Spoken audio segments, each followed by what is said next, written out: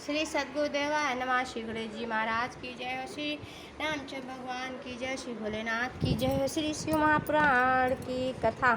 तुमेव माता च पिता तुमेव बंधुश्च सखा तुमेव विद्या द्रविणं तुमेव सर्वं मम देव तुमेव सर्वं मम देव। शिव की कथा। भोलेनाथ की जय हो। श्री राम जय राम जय जय राम। श्री राम जय राम जय जय राम। श्री राम जय राम जय जय राम। 5 कृत्यों का प्रतिपादन। प्रणव एवं पश्चात मंत्र की महत्ता। ब्रह्मा विष्णु द्वारा भगवान शिव की स्थिति तथा उनका अंतर्ध्यान। ब्रह्मा और विष्णु जी ने पूछा, प्रभु सृष्टि आदि 5 कृत्यों के लक्षण क्या हैं? यहाँ हम दोनों को बताइए। भगवान शिव बोले, मेरे कर्तव्यों को समझना अत्यंत गहन है, तथापि मैं कृपापूर्वक तुम्हें उनके विषय में बता रहा हूँ।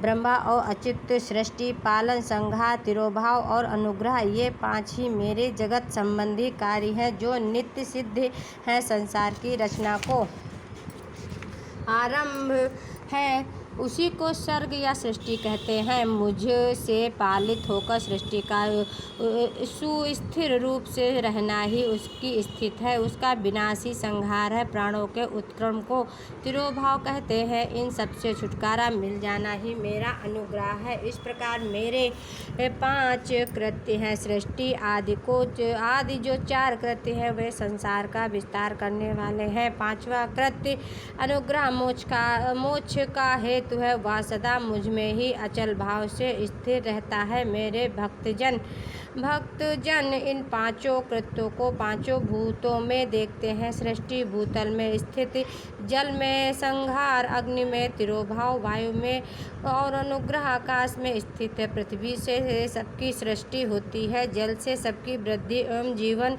रक्षा होती है। आग सबको जला देती है। वायु सबको एक स्थान से दूसरे स्थान को ले जाती है और आकाश सबको अनुग्रहित करता है। विद्वान पुरुषों को यह विषय इसी रूप में जानना चाहिए। इन 5 कृत्यों का भार वाहन करने के लिए ही मेरे 5 मुख हैं। 4 दिशाओं में 4 मुख हैं और इनके बीच में 5वां मुख है। पुत्रों, तुम दोनों ने तपस्या करके प्रसन्न हुए मुझ परमेश्वर से सृष्टि और स्थिति नामक 2 कृत्य प्राप्त किए हैं। ये दोनों तुम्हें बहुत प्रिय हैं। इसी प्रकार मेरी विभूति स्वरूप रुद्र और महेश्वर, ये में दोनों अन्य उत्तम कृत्य संहार और तिरोभाव मुझसे प्राप्त किए हैं, परंतु अनुग्रह नामक कृत्य दूसरा कोई नहीं पा सकता। रुद्र और महेश्वर अपने कर्म को भूले नहीं हैं, इसलिए मैंने उनके लिए अपनी समानता प्रदान की है। वह रूप, वेश, कृत्य, वाहन, आसन और आयुध आदि में मेरे समान ही है। मैंने पूर्व काल में अपने स्वरूप भूत मंत्र का उपदेश किया है, जो ओमकार के रूप में प्रसिद्ध है। वह महामंगलकारी मंत्र है। सबसे पहले मेरे मुख से ओमकार प्रकट हुआ, जो मेरे स्वरूप का बोध कराने वाला है। ओमकार वाचक है और मैं वाची हूँ। यह मंत्र मेरा स्वरूप ही है। प्रतिदिन ओमकार का निरंतर स्मरण करने से मेरा ही सदा स्मरण होता है। मेरे उत्तरवर्ती मुख से आकार का, पश्चिम मुख से उकार का, दक्षिण मुख से मकार का, पूर्ववर्ती मुख से बिंदु का तथा मध्यवर्ती मुख से नाद का प्राकट्य हुआ। इस प्रकार 5 अवयवों से युक्त ओमकार का विस्तार हुआ। इन सभी अवयवों से एक ही भूत होकर वह प्रणव ओम नामक एक अक्षर हो गया। यह नाम रूपात्मक सारा जगत तथा भेद उत्पन्न स्त्री पुरुष स्वर्ग रूप दोनों कुल इस प्रणव मंत्र से व्याप्त हैं। यह मंत्र शिव और शक्ति दोनों का बोधक है। इसी से पंचाक्षर मंत्र की उत्पत्ति हुई है,